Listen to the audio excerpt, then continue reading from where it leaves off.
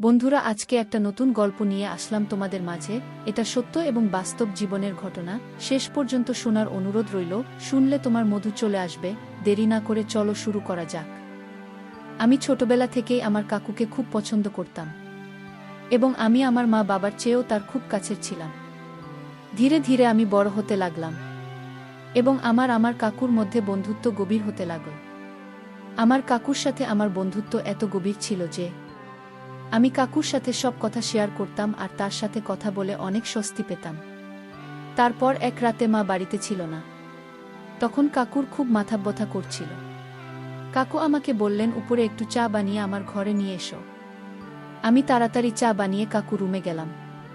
কাকুর চাটা পাশের টেবিলে রাখতে বললেন। চা টেবিলে রাখলাম এবং যখন ফিরে যেতে লাগলাম তখন কাকু আমাকে ধরে ফেললেন এবং বললেন, আজ বাড়িতে কেউ নেই, তোমার রুমে ভয় লাগবে, তাই আজ আমার কাছে শুয়ে পড়। আমি তোমাকে একটা ভিডিও দেখাব। কাকু আমাকে তার বিছানায় শুতে বললেন। আমি কাকুর বিছানায় শুয়ে পড়লাম। কাকু আমাকে ভিডিও দেখাতে লাগলেন। সেই ভিডিও দেখার পর আমি হঠাৎ অস্বস্তি বোধ করতে লাগলাম। তারপর কাকু আমাকে যা করেছিল তার গল্পটি বলছি। আসসালামু আলাইকুম বন্ধুরা, তোমরা সবাই কেমন আছো? আশা করছি সবাই ভালো আছো। যাই হোক, এবার বাকি ঘটনাটি শুরু করি। আমার নাম নূপুর এবং আমার বয়স 15 বছর। আমি মাত্র ক্লাস 10 পাশ করেছি। আমার পড়ার খুব শখ ছিল, কিন্তু বাবা আমার লেখাপড়ার বিপক্ষে ছিলেন। আমি আমার মা এবং কাকাকে বললাম যে আমি আরও পড়াশোনা করতে চাই। তাই এখন আপনারা দুজনেই আমাকে সাহায্য করুন এবং আমার বাবাকে রাজি করান। মাতার দিক থেকে অনেক চেষ্টা করেছিল, কিন্তু বাবা রাজি হচ্ছিল না। কারণ সে বলতো আজকাল কলেজে পড়াশোনা কম আর প্রেম ভালোবাসা বেশি হয়। তখন কাকু বাবাকে বুঝিয়ে একভাবে আমার গ্যারান্টি নিলেন যে আমি এরকম কিছু করব না, শুধু পড়ালেখা করব। তখনই বাবা আমার কলেজে যেতে রাজি হন। আর কাকুকে বলেন, আজ থেকে দায়িত্ব তোমার। যদি সে এমন কিছু করে যা এই ঘর পরিবারের সম্মান ক্ষুণ্ণ করে, তাহলে কিন্তু তোমার ভালো হবে না। কাকু বাবাকে বললেন, ভাই চিন্তা করবেন না, আমি পুরো প্রতিটি গতিবিধির উপর নজর রাখবে। এই সময় আমি জানতাম না কাকুর মনে কি ছিল এবং কেন তিনি আমাকে এত সমর্থন করছেন। কিন্তু মজার ব্যাপার হলো, আমি কখনো ভাবিনি যে কাকুর সাথে আমার বন্ধুত্ব এত দূর চলে যাবে। তারপর কয়েকদিনের মধ্যেই কাকু আমার সাথে গিয়ে আমাকে কলেজে ভর্তি করিয়ে দিলেন। প্রথম দিকে তো মন দিয়ে পড়াশোনা করতাম। কলেজে কারো সাথে বেশি ফ্রি হতাম না এবং কলেজে যা কিছু হতো রাতে বাড়িতে এসে কাকুকে বলতাম। কাকু আমার সাথে খুব ফ্রি হতে শুরু করেছিলেন এবং কাকু আমাকে অদ্ভুতভাবে দেখতেন। কারণ আমার কাকিমা গ্রামে থাকতেন এবং আমার কাকু কাজের জন্য আমাদের বাড়িতে থাকতেন। তারপরে কলেজে আমার একটি মেয়ের সাথে বন্ধুত্ব হয়, যার সাথে বন্ধুত্ব করার পর আমার জীবন বদলে যেতে শুরু করে। কারণ এই বন্ধুটি আমাকে বলেছিল যে আমার এনগেজমেন্ট হয়ে গেছে। একদিন সে আমাকে তার বাগদত্তার সাথে পরিচয় করিয়ে দিন। আমার বন্ধু আমাকে বলল যে আমাদের বিয়ে ঠিক হয়ে গেছে। তাই আমরা দুজনেই একে অপরের সাথে সব সীমা অতিক্রম করেছি এবং এখন আমাদের মধ্যে কোনো পর্দা নেই। এরপর আমি আমার বন্ধুর কাছ থেকে সবকিছু জানার চেষ্টা করতাম। হয়তো আমার এটা জানার বয়স হয়নি, বা আমার বয়সটা এমন ছিল যে এসব জেনেও আমি সহজে ভুল পথে চলে যেতাম। কিন্তু তারপর সেই ঘটনাই ঘটতে থাকে। আমিও সেই সব বিষয়ে আগ্রহী হতে লাগলাম। কোনো ছেলের সাথে আমার বন্ধুত্ব ছিল না। তাই আমি যখনই এসব ভাবতাম তখনই কাকুর চিন্তা আমার মাথায় নিজে নিজেই চলে আসছে। তারপর আমি মনটা ঝেড়ে ফেলে মনে মনে বলতাম, দুপুরে সব কি হাস্যকর কথা ভাবছ। উনি তো আমার কাকু। কিন্তু তারপর আমার কাকুর কথা ও আচরণ ও আমার এই ভাবনাগুলোকে উৎসাহিত করতে থাকে। কিন্তু কাকুর মনের কথা আমি কখনো জানতে পারিনি।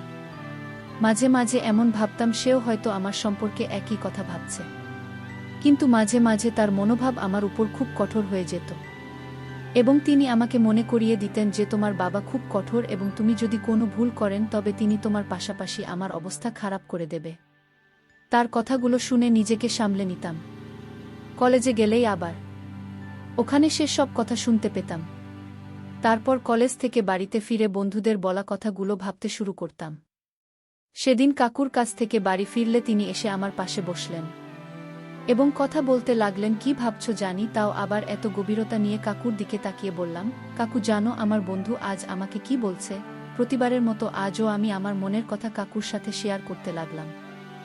ছোটবেলা থেকেই আমার একটা অভ্যেস ছিল যে আমি কাকুকে সব খুলে বললাম, সেটা যেমন কথা হোক না কেন। তারপর কাকু আমার দিকে উপর থেকে নিচ পর্যন্ত তাকিয়ে বললেন, হ্যাঁ বলো, তুমি কি বলতে চাও? তোমার বন্ধু তোমাকে কি বলেছে?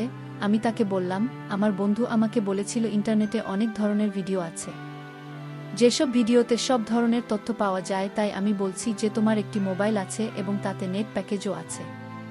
তুমিও নিশ্চয়ই সেই ভিডিওটি দেখেছ। তাহলে কেন আমরা দুজনে একসাথে ভিডিওটি দেখি না?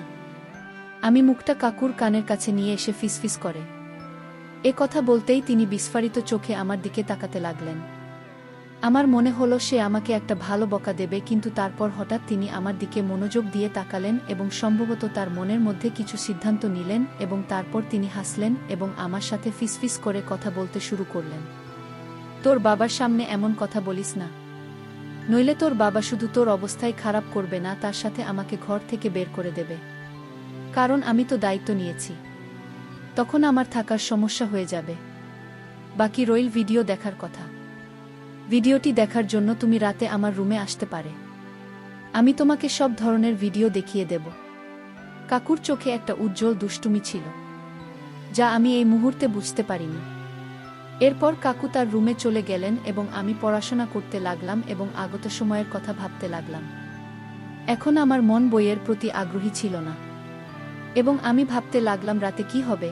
কিন্তু পড়াশোনা করাটা খুব জরুরি, কারণ কাকু পড়াশোনার ব্যাপারে খুব কড়া এবং আমাকে বলতেন, তোমার পড়াশোনা আগে আর বাকি মজা পড়ে। এবং তিনি বলতেন, তুমি যদি পড়ালেখায় ভালো হয় তাহলে তোমার বাবা বুঝবেন এবং তোমার স্বাধীনতার দরজা তোমার জন্য খোলা থাকবে। তার বক্তব্য আমার কাছেও একেবারে সঠিক মনে হতো। তাই আমি আমার মন থেকে সমস্ত কিছু মুছে ফেলে পুরনো একাগ্রতার সাথে আমার কলেজের কাজ করতে লাগলাম এবং যত তাড়াতাড়ি সম্ভব সমস্ত কাজ শেষ করলাম। রাত যত ঘনিয়ে আসছিল আমার তত ভয় কাজ করছিল। তারপর সব কাজ শেষ হলে রাতে শান্তিতে কাকুর রুমে গেলাম। রুমে গিয়ে দেখি কাকু মেয়েদের পত্রিকা দেখছিলেন। আমাকে দেখামাত্র তিনি হাসতে শুরু করলেন এবং পত্রিকাটি লুকিয়ে ফেললেন। শীতের মৌসুম চলছিল এবং ঠান্ডা দিন দিন বেড়েই চলেছে।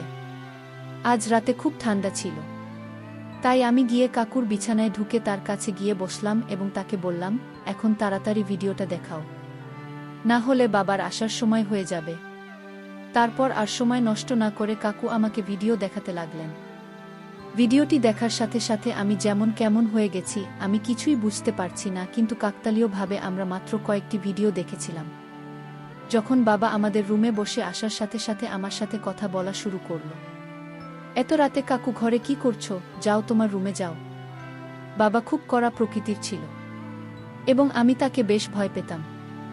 তাই বাবা যখনই কথাটা কঠোরভাবে বলল, আমি সব ভুলে দ্রুত আমার রুমে চলে আসলাম। ভাবলাম বাবা কাকু রুম ছেড়ে নিজের রুমে যাওয়ার সাথে সাথে কাকুর রুমে চলে যান। কিন্তু এই রাতে বোধহয় কাকুর সাথে বাবার কিছু জরুরি কাজ ছিল।